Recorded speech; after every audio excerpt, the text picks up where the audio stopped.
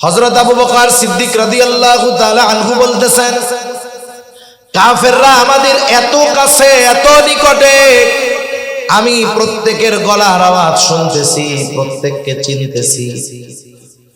ওদের আমাদেরকে পাওয়ার জন্য ওদের দূরে কোথাও যাওয়ার দরকার নাই। ওরা যদি শুধু নিজেদের পায়ের দিকে তাকায় আমাদেরকে দেখে ফেলবে। এই অবস্থার ভিতরে আবু বকর সিদ্দিক রাদিয়াল্লাহু তাআলা আনহু চিন্তিত, ভীত। নবীজি সাল্লাল্লাহু আলাইহি ওয়াসাল্লাম তাকায় দেখলেন আবু বকর চিন্তিত, ভীত, নিজের জন্য নয় বরং মুহাম্মদুর রাসূলুল্লাহ সাল্লাল্লাহু আলাইহি ওয়াসাল্লামের জন্য। সারা দুনিয়ার সর্বশ্রেষ্ঠ আশিকে রাসূল হলো আবু বকর সিদ্দিক রাদিয়াল্লাহু তাআলা। নিজের জীবন যদি 100 বার কোরবান করার সুযোগ থাকে, আবু বকর সিদ্দিক নিজের জীবন নবীজির মহব্বতে 100 বার কোরবান করতে তৈয়ার, এমন আশিকে রাসূল। রাসূলুল্লাহ সাল্লাল্লাহু আলাইহি ওয়াসাল্লাম যখন দেখলেন আবু বকরের কপালে চিন্তার ভাঁজ, ভীত, আল্লাহ রাব্বুল আলামিন জানায় দিলেন গর্তের মধ্যে দুজনের মধ্যে কি কথোপকথন হলো। আল্লাহ তাআলা বলেন, ইদ হুমা ফিল গারি ইদ ইয়াকুলু লিসাহিবিহি লা তাহজান ইন্নাল্লাহা মা'ানা। আবু বকর সিদ্দিক রাদিয়াল্লাহু তাআলা আনহুর ওই ভীত অবস্থা দেখে নবীজি বললেন, নো আবু বকর, লা তাহজান, তুমি কোনো চিন্তা করিও না।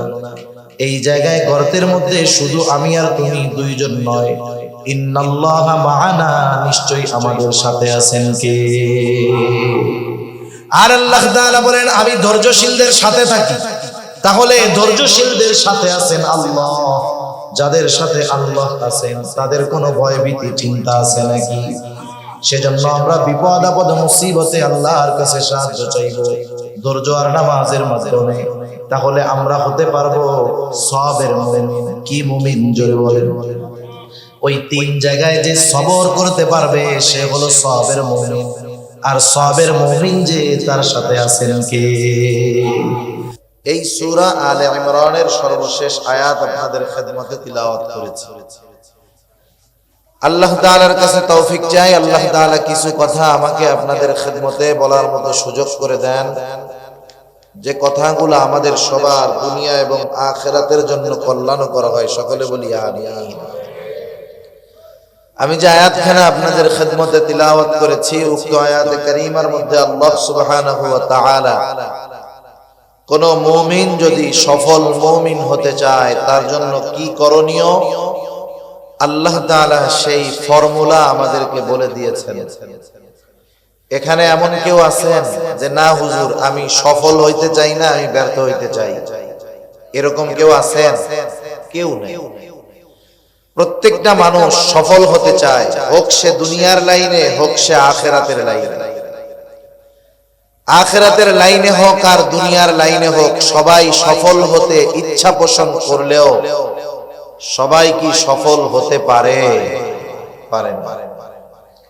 ব্যবসা অনেকেই করে কিন্তু সফল ব্যবসায়ী কয়জন? লেখাপড়া অনেকেই করে তবে সফল ছাত্র কয়জন? খেলাধুলা অনেকেই করে, সফল খেলোয়াড় হয় কয়জন? সবাই সফল হতে চায়, সফল হতে পারে না। আল্লাহ তাআলা এখানে দুনিয়ার সফলতা বিফলতার কথা বলেন নাই, কারণ দুনিয়া সম্পৃক্ত সফলতা এটা ক্ষণস্থায়ী। একটা মানুষ অনেক বড় ব্যবসায়ী, বলেন তো মারা যাওয়ার পরে এই বড় ব্যবসায়ী হওয়ার কারণে কবরটা তার জান্নাতের বাগান হবে না।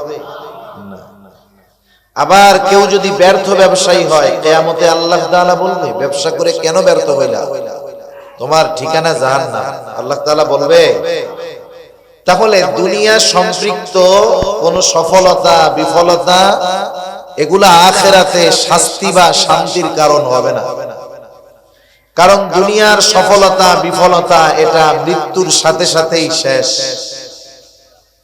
দুনিয়া যেমন ক্ষণস্থায়ী, দুনিয়া সম্পৃক্ত সফলতা বিফলতা এটাও ক্ষণস্থায়ী।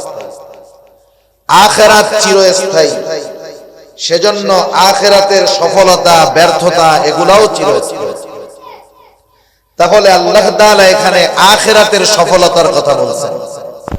এখন আখিরাতে সফল কে? আল্লাহ তাআলা কুরআনুল কারীমের মধ্যেই বলেন, ওয়া ইন্নামা তুওয়াফাউনা উজুরাকুম ইয়াওমাল কিয়ামাহ ফামান যুহজিহা আনিন নার ওয়া উদখিলাল জান্নাতা ফাকাদ ফাজ। আল্লাহ রাব্বুল আলামিন বলেন, মানুষকে কিয়ামতের দিন প্রত্যেককে তার কর্মের পূর্ণ প্রতিদান দেওয়া হবে।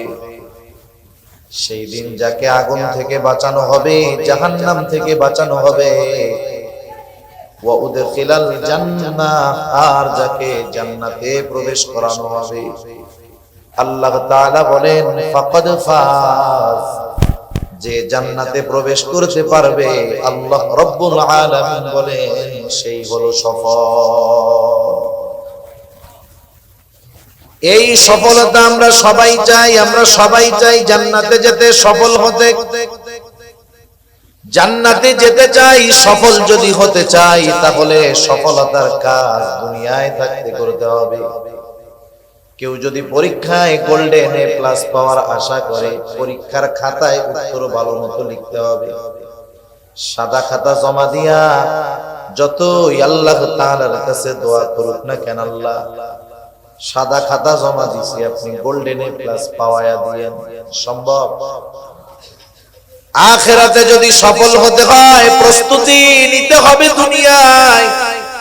এজন্য আল্লাহ রাব্বুল আলামিন জানায়া দিলেন, বান্দা তুমি যদি অনন্তকালের সফলতা অর্জন করতে চাও, দুনিয়ায় কি করবা? এই আয়াতের আলোকে আল্লাহ রাব্বুল আলামিন আমাদেরকে জানায়া দেন। আল্লাহ তাআলা বলেন, ইয়া আইয়ুহাল্লাযীনা আমানুসবিরু ওয়াসাবিরু ওয়ারাবিতু ওয়াত্তাকুল্লাহ। আল্লাহ রাব্বুল আলামিন বলেন, হে ঈমানদারেরা, ইসবিরু, তোমরা সবর করো, সবর সবর করো, ধৈর্য ধারণ করো। এখন সবর কোথায় হবে, কিভাবে হবে, এটাও আমাদের জানা দরকার। তাফসীরে মাআরিফুল কোরআন সহ দুনিয়ার সকল প্রসিদ্ধ তাফসীরের মধ্যে আসছে, মুমিন সবর করবে তিন জায়গায়। কয় জায়গায়? একটু জবান খুলে বলেন। তিন জায়গায় মুমিন সবর করবে। এক নাম্বার, সবরুন আলা তাআত, আনুগত্যের মধ্যে সবর তথা ইবাদতের মধ্যে সবর। প্রত্যেকটা ইবাদতের মধ্যেই সবর আছে। যে ইবাদত হয় সবরওয়ালা ইবাদত, ওই ইবাদতটাই হয় সুন্দর ইবাদত। সবরওয়ালা সুন্দর ইবাদত। সুন্দর কাকে বলে? সুন্দর, আমাদের চোখ সাধারণত আমাদের সংজ্ঞায় সুন্দর হলো আমাদের চোখ যেটা দেখে তৃপ্ত হয়। আফ্রিকার মানুষ, এদের চামড়াগুলো কালো না, এদেরকে দেখলে আমাদের চোখে ভালো লাগে। এদের বলি কি কালার, কালারে। আমাদের সংজ্ঞায় সুন্দর হলো চোখ যেটা দেখার পর তৃপ্ত হয়, মজা পায়, অন্তরের মধ্যে প্রশান্তি আসে, আমরা সেটাকে বলি সুন্দর। তাহলে আমাদের সুন্দর নির্ভর করে আমাদের দেখার উপরে, নজরের উপরে। কিন্তু আল্লাহ তাআলার সংজ্ঞায় সুন্দর এটা ভিন্ন জিনিস। রাসূল আকরাম সাল্লাল্লাহু আলাইহি ওয়াসাল্লাম জানায় দেন আল্লাহ তাআলার সংজ্ঞায় সুন্দর কি। নবীজি সাল্লাল্লাহু আলাইহি ওয়াসাল্লাম বলেন, ইন্নাল্লাহা লা ইয়ানজুরু ইলা সুওয়ারিকুম ওয়ালাকিন ইয়ানজুরু ইলা কুলুবিকুম ওয়া আমালিকুম। নবীজি বলেন, নিশ্চয়ই আল্লাহ তাআলা তোমাদের সূরত দেখেন না। আল্লাহ তাআলা দেখেন না কে কত সুন্দর, কে কোন বংশের মানুষ, আল্লাহ তাআলা এটা দেখেন না। বরং আল্লাহ তাআলা কি দেখেন? নবীজি বলেন, ওয়ালাকিন ইয়ানজুরু ইলা কুলুবিকুম ওয়া আমালিকুম, বরং আল্লাহ তাআলা দেখেন কার অন্তর কেমন, কার আমল কেমন। তাহলে আল্লাহ তাআলার কাছে সৌন্দর্যের সম্পর্ক অন্তরের সাথে। কিসের সাথে? অন্তরের সাথে। সেজন্য আমরা যদি সবরওয়ালা সুন্দর ইবাদত করতে চাই, ওই ইবাদতটার সাথে অন্তরের কিছু সম্পর্কের দরকার আছে। আবার আল্লাহ রাব্বুল আলামিন আমাদেরকে জানায় দেন, আল্লাহ তাআলা কিন্তু বেশি ইবাদত চান না, আল্লাহ তাআলা চান সুন্দর ইবাদত। আল্লাহ তাআলা কোরআনুল কারীমের মধ্যে বলেন, আল্লাযী খালাকাল মাউতা ওয়াল হায়াতা লিয়াবলুয়াকুম আইয়ুকুম আহসানু আমালা। আল্লাহ রাব্বুল আলামিন বলেন, তিনি আল্লাহ যিনি মৃত্যু এবং জীবনকে সৃষ্টি করেছেন, মওত এবং হায়াতকে সৃষ্টি করেছেন। কেন? আল্লাহ তাআলাই বলেন, লিয়াবলুয়াকুম, তোমাদের পরীক্ষা করার জন্য, অর্থাৎ আমাদের পরীক্ষা করার জন্য মৃত্যু এবং জীবন আল্লাহ তাআলা সৃষ্টি করেছেন। আমরা জিজ্ঞাসা করলাম, আল্লাহ কি পরীক্ষা করতে চান? আল্লাহ তাআলা বলেন, বান্দা, পরীক্ষা হলো আইয়ুকুম আহসানু আমালা, কার আমল কত সুন্দর। এবার বুঝে থাকলে জবাব দেন, আল্লাহ তাআলা বেশি ইবাদত চান না সুন্দর ইবাদত চান? বেশি চান না সুন্দর চান? এখন সুন্দর যেটা দেখতে সুন্দর না অন্তরের সুন্দর? দুনিয়ার অনেক জিনিস আছে চোখে দেখতে খুব ভালো লাগে, কিন্তু ভেতরে অবস্থা খারাপ। বলে না, উপরে ফিটফাট, ভেতরে সদরঘাট। সেজন্য আল্লাহ তাআলা যদি সবরওয়ালা ইবাদত আমরা করতে চাই, ইবাদতের মধ্যে সবর অর্জন করতে চাই, আমাদের সুন্দর ইবাদতের দরকার। কারণ আল্লাহ তাআলা বেশি ইবাদত নয়, সুন্দর ইবাদত চান। সুন্দর ইবাদত আল্লাহ তাআলার সংজ্ঞায় চোখ দিয়ে দেখা যায় না, বরং সুন্দরের সম্পর্ক অন্তরের সাথে। এই জন্য নবীও জানায় দেন, আখলিস দীনাকা ইয়াকফিকাল আমালুল কলিল, তোমার ঈমান খাঁটি করো, তোমার নিয়ত পরিশুদ্ধ করো। আল্লাহর নবী জানায় দেন, অল্প আমল নাজাতের জন্য যথেষ্ট হয়ে যাবে। তাহলে সবরওয়ালা সুন্দর ইবাদতের জন্য এক নাম্বার যেটা দরকার, সেটা হলো নিয়তের পরিশুদ্ধতা তথা ইখলাস। এই জিন্দেগীর যত ইবাদত আমরা করব, ছোট হোক আর বড় হোক, ইবাদতটা কার সন্তুষ্টির জন্য হবে? জিন্দেগীর ছোট বড় সব ইবাদত হবে আল্লাহ তাআলার সন্তুষ্টির জন্য। যদি আমার আপনার ইবাদত ছোট হোক আর যত বড়ই হোক, যদি আল্লাহর সন্তুষ্টির জন্য না হয়, ওই ইবাদত পরকালে আমাকে আপনাকে নাজাতের ব্যবস্থা করতে তো পারবেই না। বরং যে ইবাদত মানুষের সন্তুষ্টির জন্য হয়, মানুষের বাহবা পাওয়ার জন্য হয়, মানুষকে দেখানোর জন্য হয়, ওই ইবাদত যত বড় হোক না কেন, ওই ইবাদত পরকালে জাহান্নামে যাওয়ার কারণ হয়ে যাবে। হযরত আবু হুরায়রা রাদিয়াল্লাহু তাআলা আনহু থেকে বর্ণিত হাদিস, লম্বা হাদিস। আবু হুরায়রা রাদিয়াল্লাহু তাআলা আনহু এই হাদিসটা বর্ণনা করার পূর্বে পরপর তিনবার অজ্ঞান হয়ে গেছেন। চতুর্থবার তিনি বর্ণনা করতেছেন। তিনি জানায় দেন, নবীজি সাল্লাল্লাহু আলাইহি ওয়াসাল্লাম বলেন, কিয়ামতের দিন আল্লাহ তাআলা সর্বপ্রথম তিন শ্রেণীর মানুষকে হিসাবের জন্য ডাকবে। এক নম্বরে একজন শহীদ আল্লাহর সামনে রক্তাক্ত অবস্থায় হাজির হয়ে যাবে। আল্লাহ তাআলা জিজ্ঞাসা করবে, ও গোলাম, ও আমার বান্দা, তোমার এই পরিণতি কেন, তোমার এই অবস্থা কেন?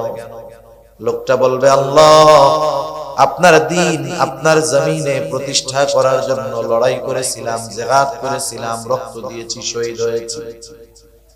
আল্লাহ তাআলা বলবেন, উদ্দেশ্য কি, কার জন্য?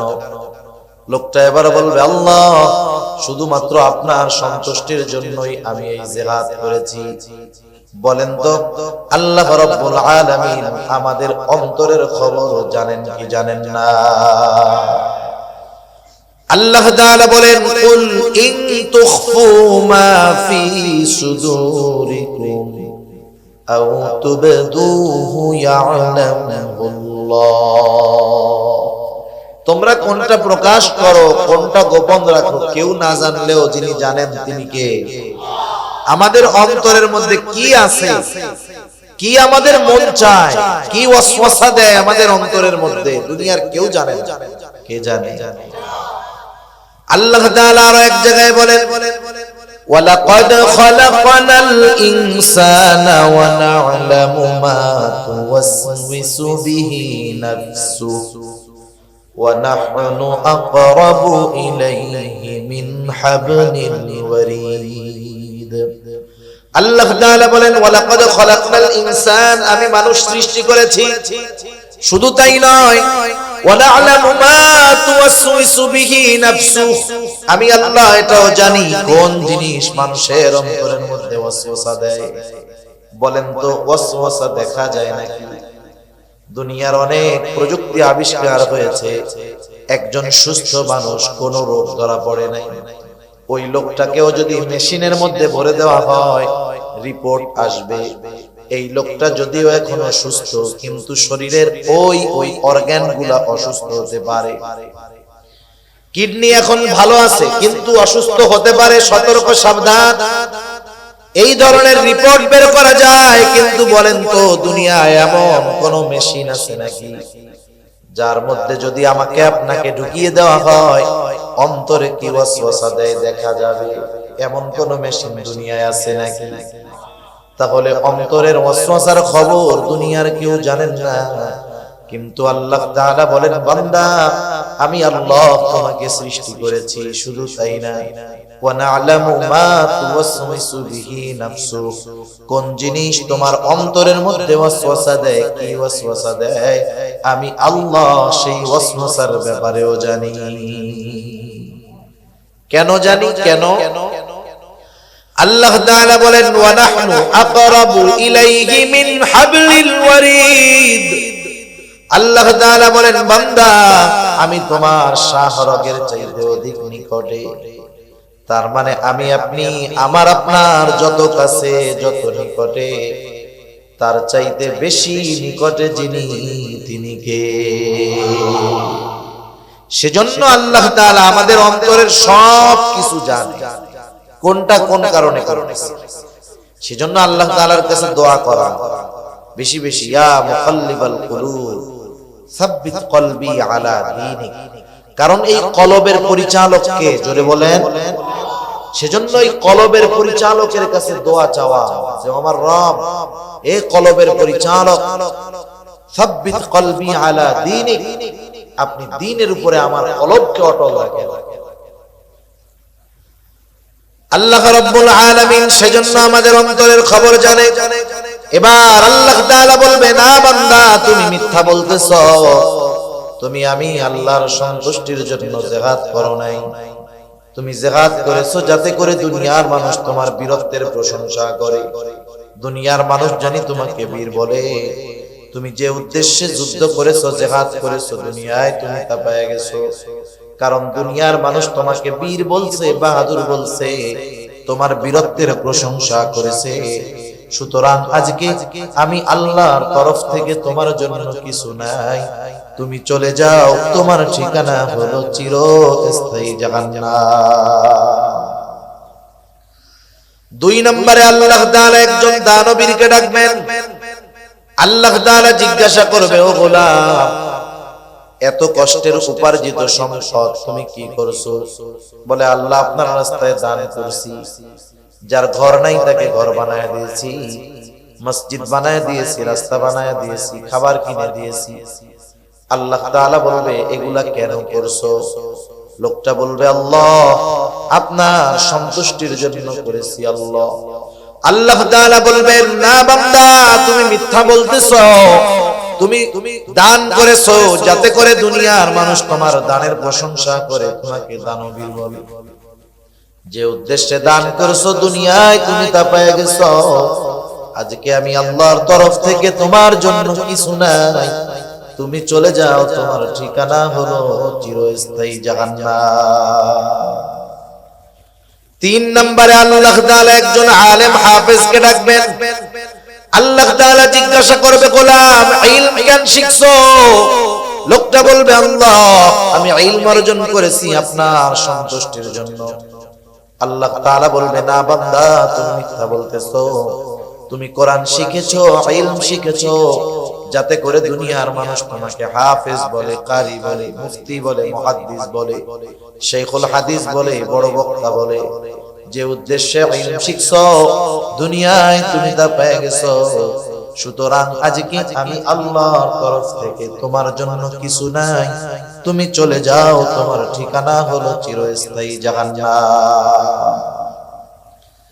আল্লাহর রাস্তায় জিহাদ করা ছোটখাটো বিষয় নয়, জীবন দেওয়া ছোটখাটো বিষয় নয়, কষ্ট উপার্জিত সম্পদ দান সদকা করা ছোটখাটো বিষয় নয়, দুনিয়ার সব কিছু বাদ দিয়ে ইলম শেখা ছোটখাটো বিষয় নয়। বিষয়টা যত বড় হোক না কেন, যখন আল্লাহর সন্তুষ্টির জন্য কাজগুলা হয় নাই, কাজ যত বড় হোক আল্লাহর কাছে দাম তো নাই, বরং ওই কাজগুলা বান্দার জাহান্নামে যাওয়ার কারণ হয়ে যাবে। সেজন্য ছোট বড় সব ইবাদত কার সন্তুষ্টির জন্য হবে? একটু জোরে বলি। সবরওয়ালা সুন্দর ইবাদতের জন্য 1 নাম্বার দরকার হলো ইখলাস, নিয়তের পরিশুদ্ধতা। কাজ করার আগে আমার টার্গেট ঠিক করতে হবে। মনে করেন আমি তীর মারবো, তীর ঢিল ছুড়বো, টার্গেট আগে নাকি তীর মারা আগে? এখন তীর মাইরা যদি বলি আরে ডাইনে যা, বামে যা, কাজ হবে? মারার আগে লক্ষ্যবস্তু ঠিক করতে হবে। ইবাদতের আগে আমাদের লক্ষ্যবস্তু ঠিক করে ফেলতে হবে যে আমার এই নামাজ, আমার কুরবানি, আমার সাদকা, আমার দান, আমার রোজা, আমার ছোট্ট ভালো কাজ, এই দ্বীনি আয়োজন করা, দ্বীনি কথা শোনা, দ্বীনি কথা বলা, এটা দুনিয়ার কারো জন্য নয়, কার জন্য? একটু জোরে বলি। আল্লাহ তাআলা আমাদেরকে সকল ছোট বড় দ্বীনি কাজ আল্লাহর সন্তুষ্টির জন্য করার তৌফিক দান করুন। সবাই বলি আমিন। 2 নাম্বার যেই জিনিসটা দরকার ইবাদতে সবর অর্জন করার জন্য, 2 নাম্বার যেই জিনিসটা দরকার সেটার নাম হলো সুন্নাত। ইবাদত করতে হবে আল্লাহর সন্তুষ্টির জন্য, কিন্তু পদ্ধতি হবে রাসূলুল্লাহ সাল্লাল্লাহু আলাইহি ওয়াসাল্লামের। কেউ যদি নিজস্ব মন গড়া পদ্ধতিতে ইবাদত করে, ওই ইবাদত যত বেশি হোক, যত সুন্দর হোক, আল্লাহর দরবারে সেটা কবুল হবে না। রাসূল আকরাম সাল্লাল্লাহু আলাইহি ওয়াসাল্লাম উনি হলেন জীবন্ত কোরআন। কি কোরআন? জীবন্ত কোরআন। আয়েশা সিদ্দিকা রাদিয়াল্লাহু তাআলা আনহার কাছে এসে জিজ্ঞাসা করা হলো, একজন জিজ্ঞাসা করতেছে, ও আয়েশা, আপনি আমাদেরকে রাসূলের আখলাকের ব্যাপারে, চরিত্রের ব্যাপারে একটু বলেন। আয়েশা সিদ্দিকা রাদিয়াল্লাহু তাআলা আনহা বললেন, তুমি কি কোরআন পড়ো নাই? বলে, হ্যাঁ পড়ি। তিনি তখন বললেন, শোনো, কানা খুলুকুল কোরআন, এই কোরআনটাই হলো নবীর চরিত্র। সেজন্য কোরআনুল কারীম যেটা আমরা দেখি পড়ি, এটা হলো লিখিত কোরআন, আমরা যেটা বলি লেখা। আর নবীজি সাল্লাল্লাহু আলাইহি ওয়াসাল্লাম হলেন প্র্যাকটিক্যাল জীবন্ত কোরআন। সুবহানাল্লাহ। এজন্য যত ইবাদতের আদেশ আছে কোরআনুল কারীমে, ইবাদতের আদেশ আছে, পদ্ধতি স্পষ্টভাবে বলে দেওয়া নাই। ঈমানের পরে সবচাইতে গুরুত্বপূর্ণ ইবাদত কি বলেন তো? নামাজ। আল্লাহ তাআলা কোরআনুল কারীমে 82 জায়গায় নামাজের কথা বলছেন। আল্লাহ রাব্বুল আলামিন 82 জায়গায় নামাজের কথা বলছেন। নামাজের গুরুত্ব 82 জায়গায় বলার কারণে যে নামাজ গুরুত্বপূর্ণ তা নয়। আল্লাহ তাআলা কোন বিষয়ে গুরুত্ব আরোপ করার জন্য একবার বলাই যথেষ্ট, ঠিক কিনা বলেন? 82 জায়গায় নামাজের কথা আসছে, কিন্তু বলেন তো যেই নামাজের ব্যাপারে এতটা গুরুত্ব আরোপ, কোরআনুল কারীমের কয় জায়গা খুঁজা 2 রাকাত সুন্নাত নামাজ যেভাবে পড়ি, কোরআন থেকে খুঁজে পাওয়া যাবে না। 2 রাকাত ফজরের সুন্নাত বা ফজরের ফরজ যেই পদ্ধতিতে আমরা পড়ি, সারা দুনিয়ার মুফাসসিরদেরকে যদি কোরআনুল কারীম দিয়ে বলা হয় শুনেন, শুধুমাত্র কোরআন থেকে নবীজির হাদিস সুন্নাহ সিরাত সব একদিক, ওগুলো বাদ দিয়ে শুধু কোরআন থেকে যেই নামাজের আদেশ আল্লাহ কোরআনে করেছেন, শুধুমাত্র ওই কোরআন থেকে নামাজের পদ্ধতি বের করে দেন। সারা দুনিয়ার মুফাসসিরেরা মিলে পারবে? অসম্ভব। সূর্য পশ্চিম দিক দিয়ে উঠা যাবে, তাও সম্ভব হবে। তাহলে নামাজের আদেশ করেছেন আল্লাহ, নামাজের পদ্ধতি কি হবে শিখিয়ে দিয়েছেন মুহাম্মাদুর রাসূলুল্লাহ। এজন্য রাসূলুল্লাহ সাল্লাল্লাহু আলাইহি ওয়াসাল্লাম বলেন, সাল্লু কামা রাআইতুমুনি উসাল্লি। নামাজের আদেশ তো করেছেন আল্লাহ, আর নবীজি জানায় দিলেন, শোনো, সাল্লু, নামাজ পড়ো। কেমনে পড়বা? কামা রাআইতুমুনি উসাল্লি, যেভাবে আমাকে নামাজ পড়তে দেখো তোমরা সেইভাবে নামাজ পড়ো। সেজন্য নামাজের পদ্ধতি শিখিয়েছেন কে? মুহাম্মাদুর রাসূলুল্লাহ সাল্লাল্লাহু আলাইহি ওয়াসাল্লাম। এজন্য প্রত্যেকটা ফরজ কিন্তু সুন্নাত।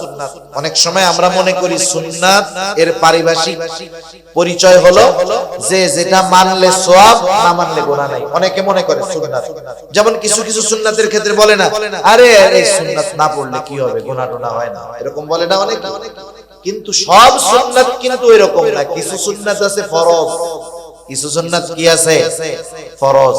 নামাজের আদেশ তো আল্লাহ তাআলা করেছেন, কিন্তু পদ্ধতি তো মুহাম্মাদুর রাসূলুল্লাহ সাল্লাল্লাহু আলাইহি ওয়াসাল্লামের। নবীজির পথ, পদ্ধতি, কথা, মত, সাহাবাদের কর্ম দেখে চুপ থাকা, এগুলা সুন্নাতের অন্তর্ভুক্ত।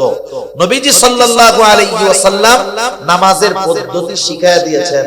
এজন্য নামাজ যেমন ফরজ, নবীজির শেখানো পদ্ধতিতে তথা সুন্নাত অনুযায়ী নামাজ পড়াও ফরজ। একটা উদাহরণ দিলে বুঝতে সহজ। কোরআনুল কারীমের মধ্যে একটা শব্দ আসছে, আল্লাহ তাআলা বলেন, ওয়ারকাউ মা'আর রাকিঈন, তোমরা রুকুকারীদের সাথে রুকু করো। আমার আপনার সামনে যখন রুকু শব্দটা উচ্চারণ করা হয়, জেহেনে, চোখে কি দৃশ্যমান হয়? যে একজন মানুষ সে একেবারে এইরকম হয়ে দাঁড়ায়, ঠিক না? একবার এরকম হয়ে গেছে, সোজা হয়ে এরকম নামাজ পড়তেছে, সোজা ছিল এরকম হয়ে গেছে।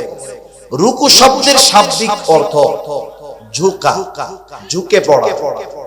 ঝুঁকে পড়া এটা শাব্দিক অর্থ। আমাদের দেশে কিছু অতি পণ্ডিত আছে, অতি পণ্ডিত, যারা শুধুমাত্র কোরআন এবং হাদিসের বাংলা অনুবাদ পড়েই নিজেদেরকে শায়েখ বানিয়ে ফেলতে চায়, ওলামা ইকরামের কাছে যেতে চায় না। আছে না এরকম কিছু স্বঘোষিত শায়েখ? আছে, অভাব। রুকু শব্দের অর্থ ঝুঁকে পড়া, কোরআনে এই রুকু এই অর্থ। এখন বলেন রুকু শব্দের অর্থ ঝুঁকা, কতটুকু ঝুঁকা? কতটুকু ঝুঁকা কোরআনে নাই। কেউ যদি বলে আমি এই যে মাথা ঝুঁকাইছি, এই যে সে রুকু করছে, দাঁড়াই থাইকা যদি মাথাটা শুধু এরকম ঝুঁকায়, রুকু হবে? শরঈ পরিভাষায় যাকে আমরা রুকু বলে চিনি, হবে? তাহলে দেখেন এই রুকুটা কেমনে করতে হবে, কতটুকু ঝুঁকতে হবে, কোন জায়গা সোজা থাকবে, কোন জায়গা বাঁকা থাকবে, সব শিখিয়ে দিয়েছেন মুহাম্মাদুর রাসূলুল্লাহ সাল্লাল্লাহু আলাইহি ওয়াসাল্লাম। সেজন্য নামাজটা শুধু ফরজ নয়, নামাজটা শিখিয়েছেন নবী, এজন্যই নামাজটা সুন্নাত আর নামাজটা ফরজ। এই ফরজ কি? সুন্নাত, কিন্তু ফরজ। তাহলে বুঝলাম কিছু সুন্নাত আছে যেগুলো ফরজ, আবার কিছু সুন্নাত আছে যেগুলো ওয়াজিব। যেমন দাড়ি রাখা সুন্নাত। কেউ যদি মনে করে সুন্নাত রাখলে সওয়াব, না রাখলে গুনাহ নাই, বিষয়টা এমন নয়। সারা দুনিয়ার মুহাক্কিক উলামায়ে কেরাম একমত, দাড়ি রাখা সুন্নাত, তবে কমপক্ষে এক মুষ্টি রাখতেই হবে। এক মুষ্টির কম যদি রাখে সুন্নাত আদায় হবে না। এই জন্য দাড়ি রাখা সুন্নাত, তবে এই সুন্নাতটা হলো ওয়াজিব। দাড়ি যাদের নাই, ছোট, আল্লাহ তাআলা তাদের রাখার তৌফিক দিক, জোরে বলি আমিন। তবে এই দাড়ি রাখা সুন্নাত, এই সুন্নাত হলো ওয়াজিব। এই দাড়ি যদি কেউ খাটো বানায়, ছোট বানায়, চেঁচে ফেলে, সর্বক্ষণ ওয়াজিব তরকের গুনাহ তার আমলনামায় যোগ হতে থাকে। আবার কিছু সুন্নাত হলো স্বাভাবিক সুন্নাত, কিছু সুন্নাত স্বাভাবিক সুন্নাত করলে সওয়াব, না করলে গুনাহ নাই। আবার কিছু আছে দুনিয়াবি কাজ, কেউ যদি ওই কাজগুলোকে সুন্নাত অনুযায়ী করে, ওই কাজগুলোও তার আমলনামায় ইবাদত বলে যোগ হয়ে যায়। কিছু দুনিয়ার সাধারণ কাজ আছে, যেমন খাওয়া, খাইলে সওয়াব নাই, না খাইলে গুনাহ নাই, এই হলো সাধারণ অবস্থা। কেউ যদি অনেক খায়, শুধু শুধু খাইলো আর সওয়াব হবে, না খাইলে কি গুনাহ হবে? গুনাহ হবে না। কিন্তু যদি সুন্নাত তরিকায় খায়, দস্তরখানটা বিছায় খায়, খাওয়ার আগে দোয়া পড়ে, ডান দিক দিয়ে খাওয়া শুরু করে, ডান হাত দিয়ে খায়, সুন্দর মতো খাওয়া শেষ করে দোয়া পড়ে, খাওয়ার দোষ ত্রুটি না বলে, এই যে খানাটা খাইলো সুন্নাত তরিকায় খাওয়ার কারণে, এই খাওয়াটাও তার আমলনামায় ইবাদত বলে গণ্য হয়ে যায়। জরুরত ছাড়বে বাথরুমে যাবে, কেউ যদি বাথরুমে বারবার যায়, সওয়াবও নাই, সপ্তাহে একদিন না গেলে গুনাহ নেই। কিন্তু বাথরুমে যদি সুন্নাত তরিকায় যায়, নিয়ত করে যে আমি বাথরুমে সকালে ওইটা যাইতেছি ফজরের আজানের পরে, যাতে নামাজটা ভালো মতো পড়তে পারি, এই নিয়ত করে বাথরুমের দিকে রওনা হইছে, মাথাটা ঢাকছে, মাথা ঢাইকা বাথরুমে ঢোকার আগে দোয়া করতে হবে। অনেকে বোঝে না, বাথরুমের মধ্যে ঢুকে এরপরে দোয়া করতে হবে, ওইটা নিয়ম না। বাথরুমে ঢোকার আগে দোয়া করতে হবে, এরপরে বাম পা দিয়ে ভিতরে ঢুকলো, জরুরত ছাড়লো, টিস্যু পেপার ঢোলা কুলুক ব্যবহার করলো, পানি দিয়ে পরিষ্কার হলো, ভেতরে যদি ওযুর ব্যবস্থা থাকে ওযু কইরা বের হলো, ডান পা দিয়ে দোয়া পড়লো। এই যে জরুরত ছাড়লো, দুনিয়ার একটা স্বাভাবিক কাজ, শুধু সুন্নাত তরিকায় করার কারণে এই বাথরুম করাটাও তার আমলনামায় ইবাদত বলে যোগ হয়ে যায়। সুবহানাল্লাহ। এজন্য দুনিয়ার সাধারণ কাজগুলো আমরা সুন্নাত তরিকায় করার চেষ্টা করি। মসজিদের ইমাম সাহেব হুজুরের কাছে জিজ্ঞাসা করব, হুজুর খানা তো প্রত্যেকদিনই খাই, কোন পদ্ধতিতে খাইলে আমার খানা খাওয়াটা সওয়াব হবে একটু বইলা দেন না। রাস্তায় তো চলার দরকার, চলি, ডান পাশ দিয়ে যদি চলি আর নিয়ত করি যে ডান পাশে চলা সুন্নাত, নবীজি চলছে, এই যে চলতেছি যতক্ষণ সুন্নাত আমল করতেছি, সওয়াব আমার আমলনামায় যোগ হচ্ছে, ঠিক কি না বলেন? এজন্য দুনিয়ার ইবাদত কাজগুলো ইবাদত হয়ে যায়। যে কথার থেকে গেলাম, আমরা যদি সবরওয়ালা সুন্দর ইবাদত করতে চাই, তথা ইবাদতে সবর অর্জন করতে চাই, এক নাম্বার যেই জিনিসটা লাগবে সেটার নাম হলো ইখলাস, দুই নাম্বার যেই জিনিসটা লাগবে সেটার নাম হলো সুন্নাত, তিন নাম্বার যেই জিনিসটা লাগবে হালাল খাবার, হালাল উপার্জন, হালাল খাবার ছাড়া ইবাদত কবুল হবে না। আল্লাহ তাআলা বলেন, ইয়া আইয়ুহার রাসূলু কুলু মিনাত তাইয়্যিবাত ওয়া'মালু সালিহান।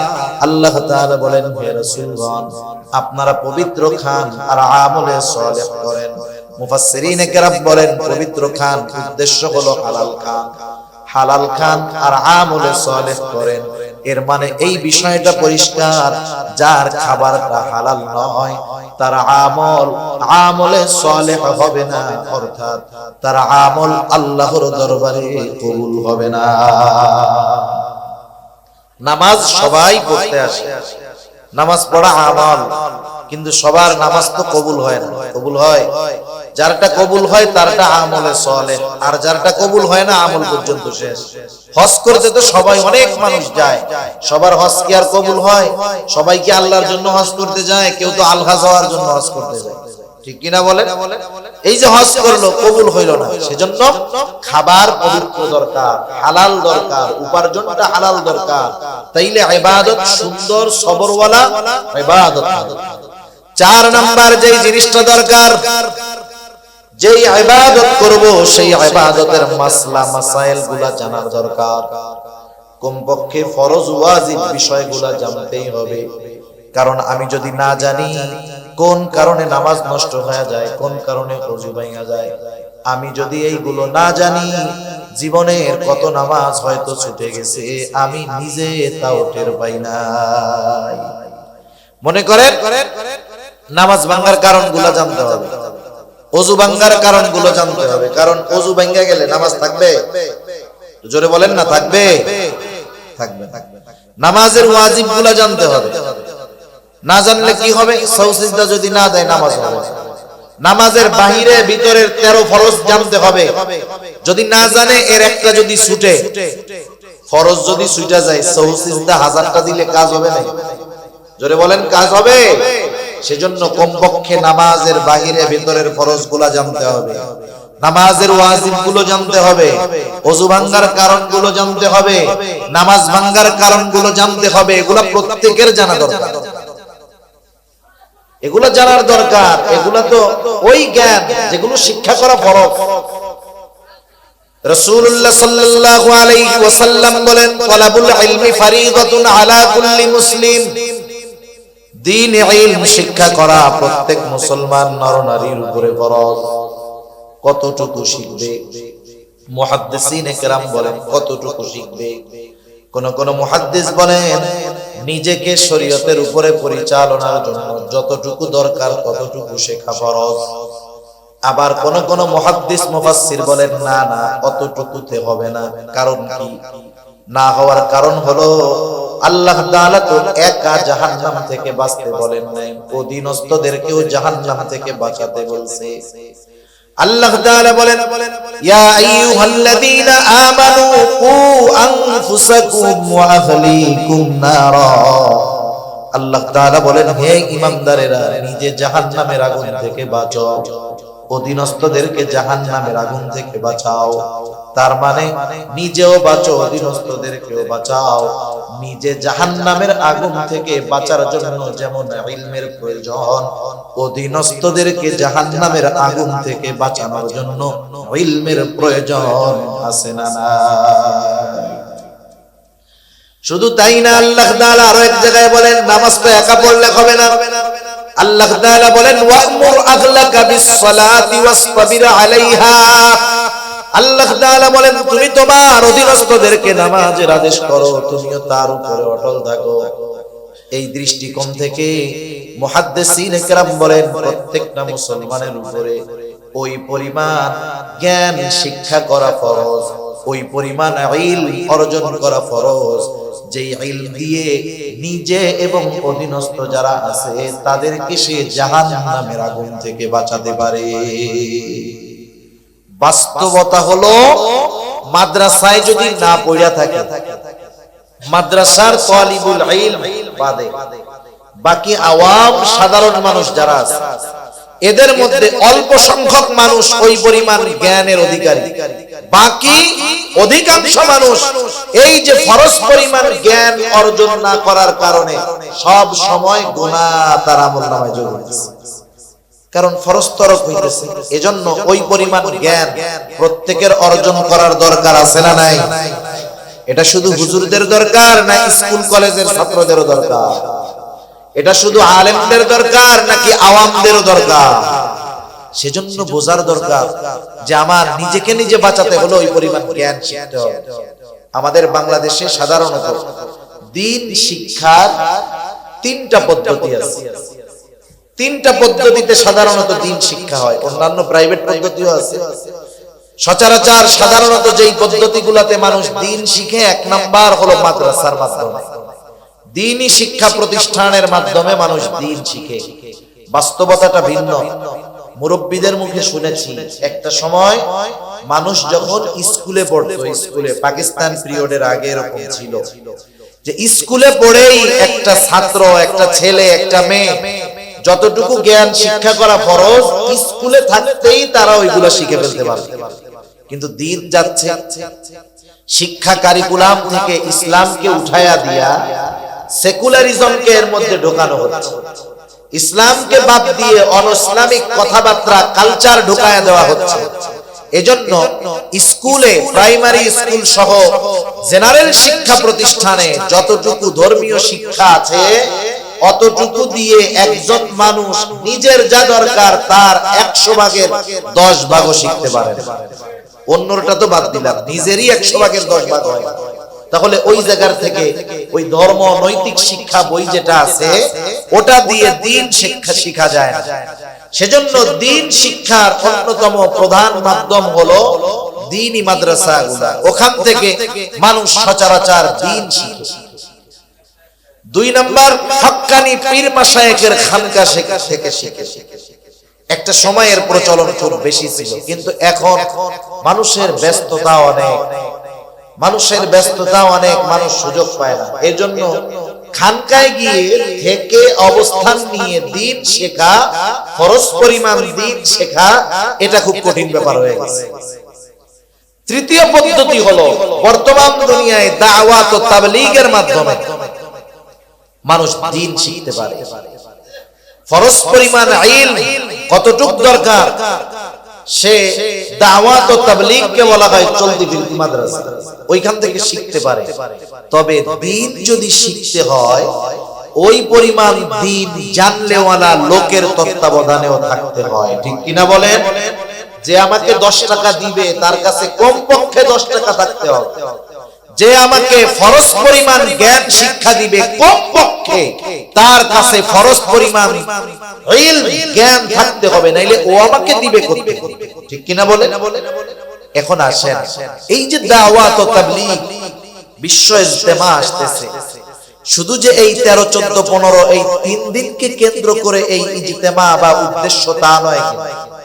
অনেকে যদি মনে করে এই 3 দিন গেলাম কাজ শেষ, না, বরং মূল উদ্দেশ্য হলো এই 3 দিনকে কেন্দ্র করে সারা দুনিয়ার মানুষ ওখানে একত্রিত হবে। বিশেষ করে যেই মানুষগুলা দ্বীনি ব্যাপারে অপরিপক্ক, তারা একটু সময় নিয়ে বের হয়ে যাবে, 3 চিল্লার জন্য যাবে, 120 দিন থেকে আসবে, উলামায়ে কেরামের তত্ত্বাবধানে থাকবে। আশা করা যায় 120 দিন পরে ফরজ পরিমাণ ইলম অর্জন করে ইনশাআল্লাহ সে বাড়িতে আসবে, যদি উলামায়ে কেরামের তত্ত্বাবধানে থাকতে পারে, যাইতে পারে। কিন্তু আফসোসের ব্যাপার কি জানেন? আপনাদের এলাকায় কি 4 দোকানের আড্ডা আছে? একটু জোরে বলেন না, আছে? কত মুরব্বি তো আছে দুপুর বেলায় খেয়ে দে শাল টাল চাদর টাদর নিয়ে মুজো টুজো নিয়ে বের হয়, আর রাত 10টার সময় বাড়ি আসে। 4 দোকান যতক্ষণ খোলা, মুরব্বি ততক্ষণ আছে, যোহরের পর থেকে নিয়ে পর্যন্ত 8, 9, 10 ঘন্টা এক জায়গায় থাকে, গল্প করে, কষ্ট নাই। জিজ্ঞাসা করা হইল, চাচা কাম কাজ নাই, প্রত্যেকদিন 10 ঘন্টা দোকানে বসে থাকেন, কি বলে? হায় রে, সময় কাটে না তো বাসায় বসে, এই জন্য দোকানে এসে একটু সময় কাটে।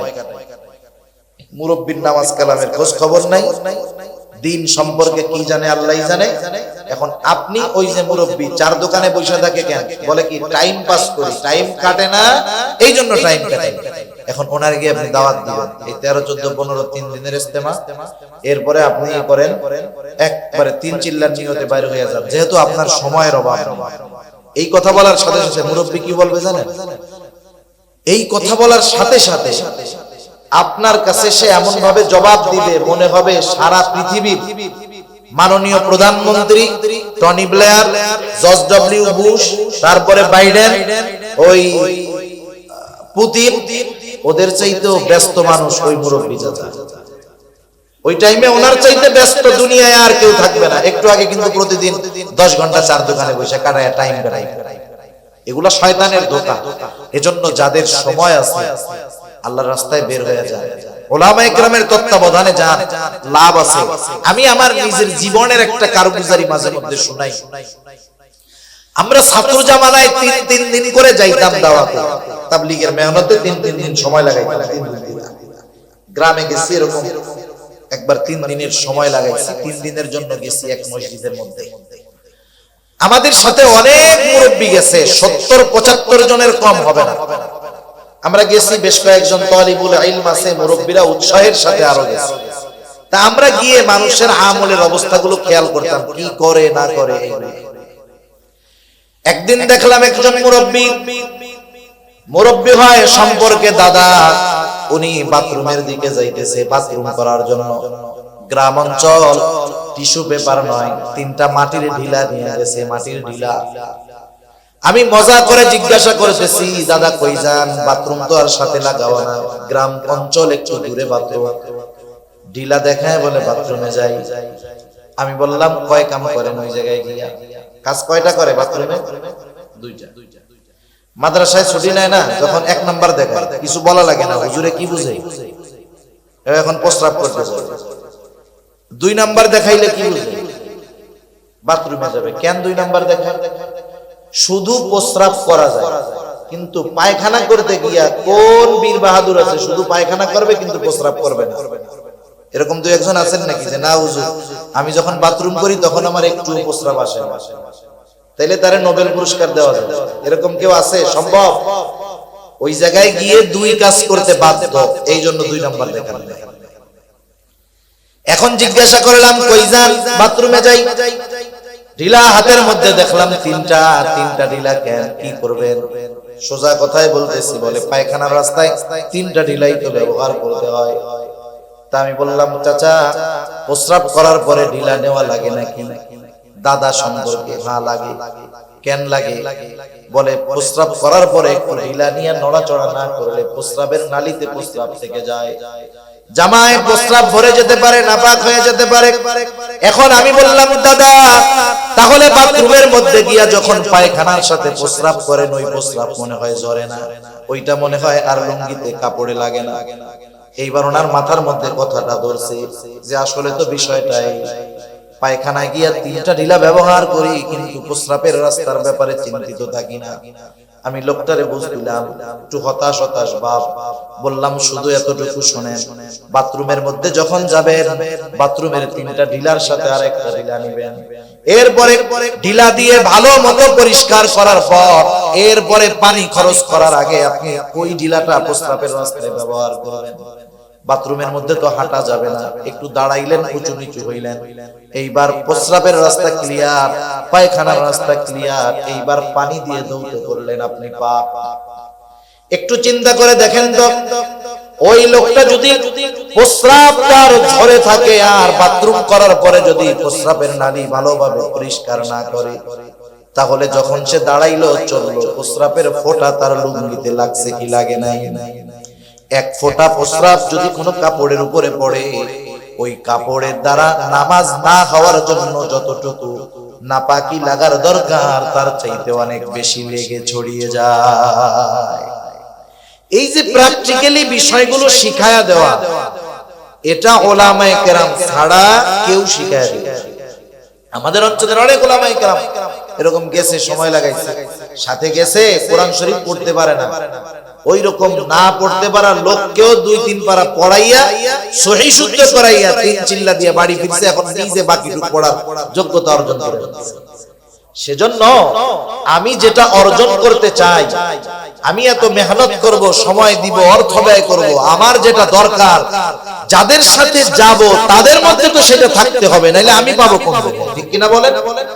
এজন্য উলামায়ে কেরামের সাথে আমাদের সময় দেওয়া দরকার। সাথে সাথে মসজিদের মধ্যেও ইমাম সাহেবদের সাথে আমাদের সম্পর্ক আরো ভালো করার দরকার। দুনিয়ার ছোট বড় শুধুমাত্র আখিরাতের বিষয় না, দুনিয়াবি বিষয়গুলোও ইমাম সাহেবদের সাথে পরামর্শ করার দরকার। আশা করি সব পরামর্শ তারা দিবেন। তো যাই হোক, সবর হবে কয় জায়গায়? 3 জায়গায়। কয় জায়গায়? 1 নাম্বার ইবাদতের মধ্যে সবর। ইবাদতে সবর যদি অর্জন করতে হয় 4টা জিনিস লাগবে। 1 নাম্বার ইখলাস, 2 নাম্বার সুন্নাত, 3 নাম্বার হালাল খাবার, 4 নাম্বার যে ইবাদত করবে সেই ইবাদতের মাসলা মাসাইল গুলো জানা। এগুলা যদি একটা মানুষের ঠিক থাকে আর যদি সে ইবাদত করে, ওই ইবাদত আর সাধারণ ইবাদত থাকবে না, ওই ইবাদত হয়ে যাবে সবরওয়ালা সুন্দর ইবাদত। সবরের দ্বিতীয় জায়গা হলো সবরুন আনিল মাআসি, পাপের থেকে বাঁচা, গুনার থেকে বাঁচা, এটাও সবর। এখন তো এমন এক জামানা, যেই জামানায় গুনাহ থেকে বাঁচা কঠিন। একটা সময় গুনাহ করার জন্য গুনার কাছে যাওয়া লাগতো, এখন গুনাহ পকেটে নিয়ে ঘুরে মানুষ। ঠিক কিনা বলে? এক সময় সিনেমা দেখতে চাইলে চট্টগ্রাম শহরে যাওয়া লাগতো, এখন চিটাগাং শহরে যাওয়া লাগবে না, তার লাগবে না, অ্যান্টিনা লাগবে না, মোবাইল ফোন একটা হইলে ইন্টারনেটের কানেকশন থাকলে যথেষ্ট। ঠিক না? তাহলে গুনাহ পকেটে নিয়ে ঘোরা, মানুষকে এখন গুনাহ করতে বাধ্য করা হয়, গুনাহ করতে বাধ্য করা হয়। নিজে না দেখুক, ওর টাকা দিয়ে ওরে গুনাহ করা হয়। ইউটিউবে ওয়াজ দেখেন না? ওয়াজ, হ্যাঁ, ইউটিউবে ওয়াজ দেখি, ওয়াজ চলতেছে জাহান্নামের ওয়াজ, হট করে দেখবেন কি যে একটা অ্যাড চলে আসছে, একজন নারী নাচানাচি শুরু করছে ইসের মধ্যে, ওয়াজের বিরতি দিয়ে নাচানাচি শুরু। আগে তো সিস্টেম ছিল কাটা দেওয়া যায়, এখন কিন্তু কাটা যায় না, 12 সেকেন্ড দেখতেই হবে। আপনি নাইলে না দেখলেন, ভলিউম কমাইলেন, স্ক্রিন নিচের দিকে দিয়ে রাখলেন, এই যে 12 সেকেন্ড যে গুনার কাজটা হইলো, এটা কার পয়সা? কার পয়সায়? আমাকেও পয়সাই তো। হায় হায়, তাহলে চিন্তা করে দেখেন যে গুনাহ কততে আমার আপনার মাধ্যমে করাবে না। সেজন্য গুনাহ থেকে বাঁচা অনেক কঠিন। তবে মানুষের কিছু চিন্তা, মানুষের কিছু ভাবনা মানুষকে গুনাহ থেকে বাঁচায় দিতে পারে। মনে করেন আপনাদের কারো কাছে যদি খবর আসে, খবর পটিয়া থানা থেকে বিশ্বস্ত সূত্রে আপনি খবর জানতে পারলেন, পটিয়া থানার থেকে এই খবর আপনার কাছে পৌঁছাইলো যে গোয়েন্দাদের মাধ্যমে আপনাকে পরিপূর্ণ নজরদারির মধ্যে রাখা হয়েছে। এই খবর যদি আমাদের কারো কাছে পৌঁছায়, বলেন তো উল্টাপাল্টা কিছু আমরা করব নাকি? কেন?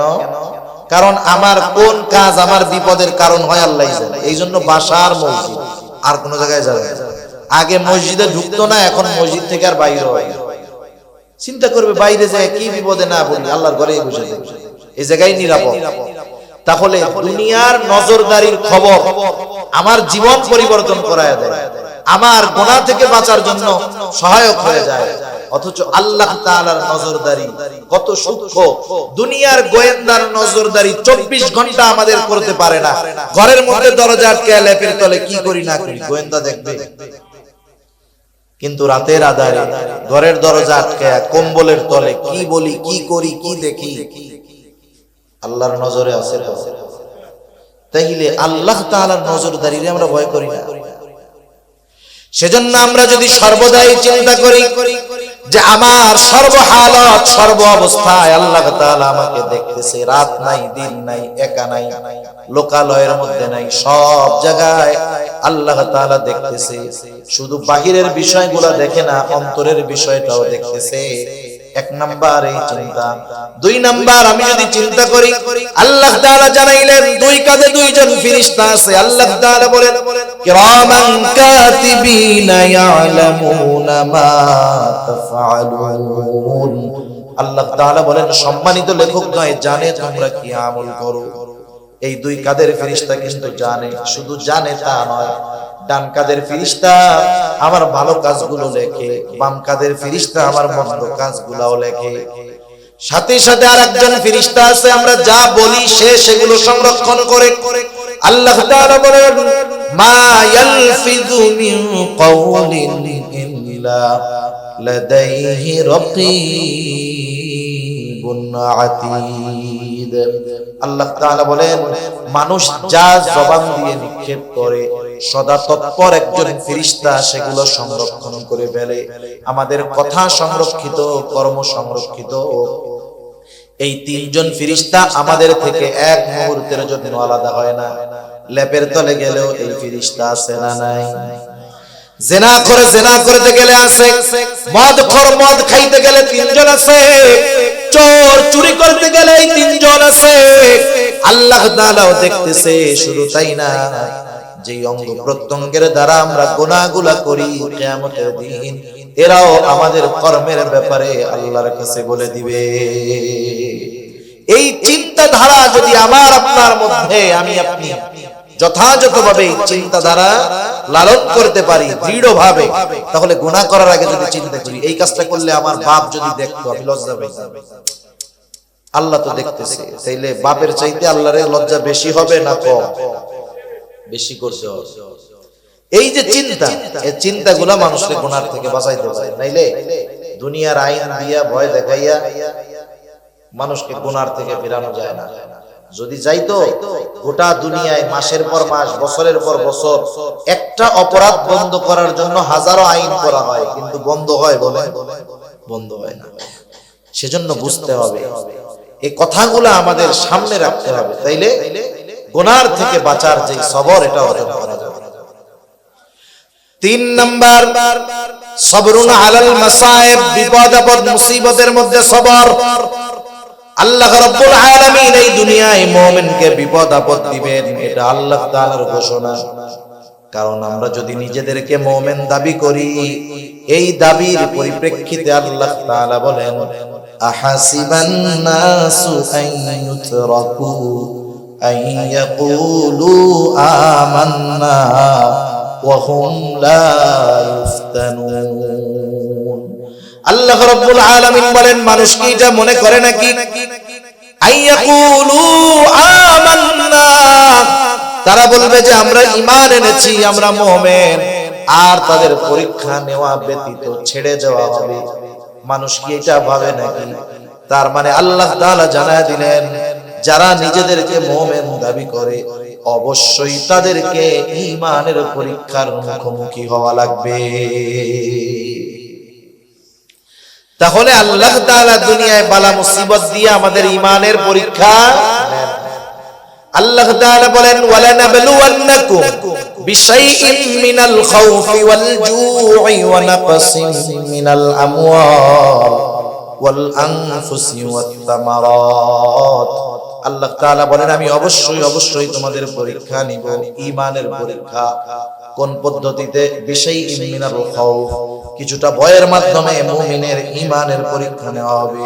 ওয়াল জু', ক্ষুধা, অভাব, দারিদ্রতার মাধ্যমে মুমিনের ঈমানের পরীক্ষা নেওয়া হবে। ওয়া নাকসিম মিনাল আমওয়াল, মালের লস, মালের ক্ষতির মাধ্যমে পরীক্ষা নেওয়া হবে। ওয়াল আনফুস, জানের ক্ষতি, স্বাস্থ্যের ক্ষতির মাধ্যমে পরীক্ষা নেওয়া হবে। জানের ক্ষতির পরীক্ষা নিজের জানের ক্ষতির দ্বারাও হতে পারে, প্রিয়জনের জানের ক্ষতি দিয়েও আল্লাহ পরীক্ষা নিতে পারে। ৫ নাম্বার ওয়াস সামারাত, ফল ফসলের ক্ষতি দিয়ে মুমিনের ঈমানের পরীক্ষা নিবেন কে? এটা মুসিবত, বালা, পরীক্ষা। একটু বুঝে থাকলে জবান খুলে জবাব দিবেন। বালা মুসিবত দিয়ে পরীক্ষা নেন কে? তাহলে বালা মুসিবত বিপদ আপদ দেন কে? আল্লাহ। কোন সন্দেহ আছে কারো? সন্দেহ নেই। এখন দ্বিতীয় প্রশ্ন, বিপদ আপদ বালা মুসিবত থেকে উদ্ধার করেন কে? আরো জোরে কে? বিপদ আপদ দেন আল্লাহ, উদ্ধার করেন। তাহলে বিপদ আপদ মুসিবতে যেহেতু আল্লাহ তাআলা উদ্ধার করেন, সাহায্য কার কাছে চাইব? বিপদ আসলে সাহায্য কার কাছে চাইব? আল্লাহ তাআলাই বলতেছে, বান্দা আমি বিপদ আপদ মুসিবত দেই, পরীক্ষা নেই, কিন্তু চাই না তুমি পরীক্ষায় ফেল যাও। স্যার যখন ছাত্রের পরীক্ষা নেয়, শিক্ষক কি এই আশা করে যে আমার ছাত্র এটা ফেল যাবে? কি চাই? পাস করুক। শিক্ষক চায় আর ছাত্র যেন ফেল না যায়, তবে পরীক্ষা নেয়। আল্লাহ তাআলা কত বড় মেহেরবান!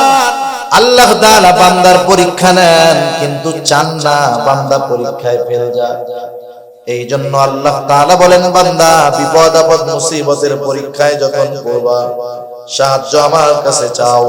আল্লাহ তাআলা বলেন, ইয়া আইয়ুহাল্লাযীনা আমানুস্তাঈনু বিস-সাবরি ওয়াস-সালাহ। আল্লাহ তাআলা বলেন, হে ঈমানদারেরা, তোমরা আমার কাছে ধৈর্য আর নামাজের মাধ্যমে সাহায্য চাও। তাহলে বিপদ আপদ মুসিবতে সাহায্য কার কাছে চাইবো? আল্লাহ তাআলার কাছে সাহায্য চাওয়ার মাধ্যম হলো দুইটা। জোরে বলেন, কয়টা? ধৈর্য আর নামাজ। ধৈর্য আর নামাজ। এবার একটু আসেন পেছনের দিক থেকে। বিপদ আপদ দেন কে? বিপদ আপদ থেকে উদ্ধার করেন কে? বিপদ আপদে পড়লে সাহায্য কার কাছে চাইবো? আমাদের কথার কর্মের মধ্যে কিন্তু মিল নাই। মানুষ বলে যে বিপদ আপদ দেন আল্লাহ, কিন্তু বিপদ থেকে উদ্ধার করেন আল্লাহ। প্রথম কথায় যতটুকু বিশ্বাস, দ্বিতীয় কথার মধ্যে ততটুকু বিশ্বাস নাই। কেন নাই? কর্মের মাধ্যমে বোঝা যায়। মানুষের কিছু বিশ্বাস কর্মের মাধ্যমে ফুটে ওঠে। আল্লাহ বিপদ দেন, এটা আমরা বিশ্বাস করি, কিন্তু বিপদ থেকে উদ্ধার করেন আল্লাহ, এটা মুখে যতটা বলি অন্তরে ততটা বিশ্বাস নাই।